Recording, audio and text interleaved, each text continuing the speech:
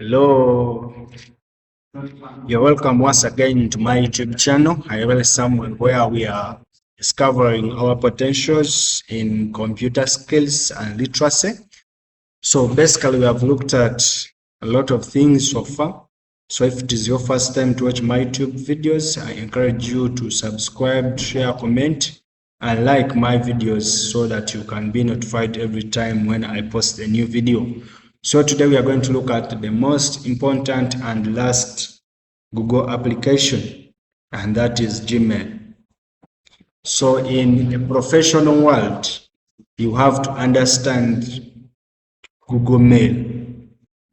Can I say it? Is it fundamental? Yeah, I can call it, but now it is fundamental. For students, especially in tertiary education, like universities, colleges, that is a must for you to understand Gmail. Why? Because that is a route where you communicate with your lecturers, a route where you hand in like your coursework, your assignments. So basically, Gmail is an official way of communicating to people. So there are some key things that you must know as an individual. The things that you must put in mind for you to understand the importance, and you will appreciate me later. So let us dive into a tutorial, then I show you how you can do it very well. So as usual, you just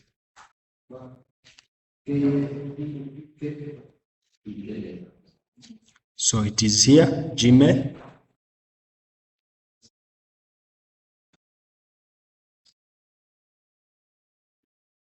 So here you can see inbox, like the messages that you have received. It is an inbox. So a draft where you have just written and you have not sent the message, it becomes draft. So this spam, those are messages that are most likely to be harmful. So they are spam trash. Those are the ones that you delete. So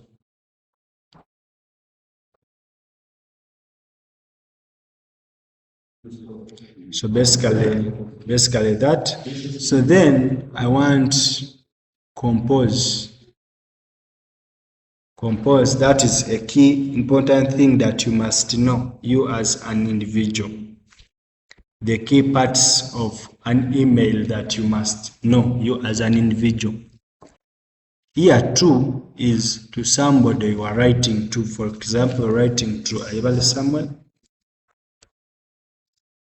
Here you put the email of that person. So the subject is, why are you sending? This too is a recipient who is going to receive your email. Basically, you write the email of that person, and you have to be sure that you don't make an error, because any error made in an email, the email is not delivered. So it is necessary for you to verify as many times as possible before you send. So the subject is the reason why are you sending that. Like in letter writing, that one we used to call it reference, like ref. So that heading, the reason why you are writing. So a body is basically elaborating on your subject. For example, if you are required to write, for example, a proposal, then here you put more, you elaborate more. So here this is where edits are made. Then here is an attachment. For example, you have already written everything and you want to attach a file. For example, now, like you're writing an application letter, that is how I can say, assuming that you have written your application letter, so you attach your qualifications. Basically, that is called an attachment. You attach file. So the attachment, the proof that you have done it is that. So this is, if you want to insert a link, Then here, if basically that is it, then here is a signature. So here is your, here is your signature.